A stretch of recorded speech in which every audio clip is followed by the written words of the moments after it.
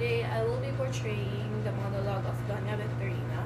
A short biography is Doña Victorina is a wealthy mestiza socialite, the wife of Don Tiburcio, and aunt of Paulita Gomez. Victorina is obsessed with Europeanizing herself and denying her Indio heritage, and she treats Filipino culture and society with scorn. Doña Victorina's purpose is to show us that it's easy for anyone to be consumed by ambition. Victorina, the consummate social climber, embodies that people would do anything to get attention or respect, despite the time gap and between our society and results. These people are still present today. Aba, tignan mo nga naman. Sino pa ba ang kasing ganda, kasing elegante ni Doña Victorina de Espandania? Ako lang naman ang tunay na ginang dito sa buong Maynila. Ang mga Indio? Wala silang alam sa pino at disente. Tila ba hindi nila naiintindihan na iba sa kanila? Doña Victorina de Espandania, isang ngalan na dapat igalang. Hindi ako nagsasalita ng Tagalog gaya nila. Diyos mio, anong klaseng babae ako kung magpapakababa ako sa lingwahe ng mga utusan? Kastila ang wika ng may pinag-aralan. Kastila ang wika ng mga taong may dangal. Narinig ko ang mga bulong. Oo, narinig ko sila. Pero anong alam nila?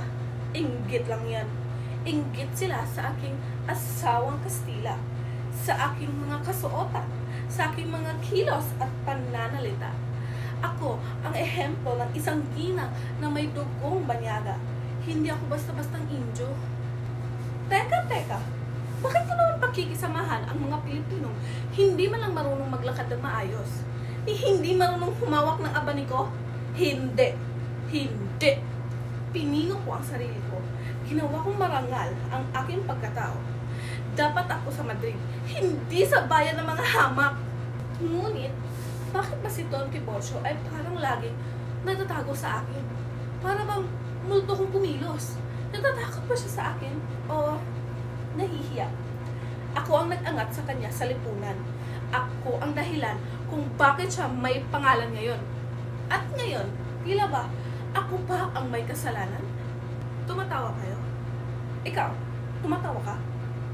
Hindi ako papayag na pagtawanan o maliitin ng kahit sino. Balang araw, makikita nila na ako, si Doña Victorina, hindi basta-basta. At kahit sino pa sila, wag na wag nilang kakalimutan yan. Ang lipunan ay para sa mga tulad ko. At kahit anong gawin nila, hindi nila ako mahihila pababa. Hindi nila siguro ako kilala.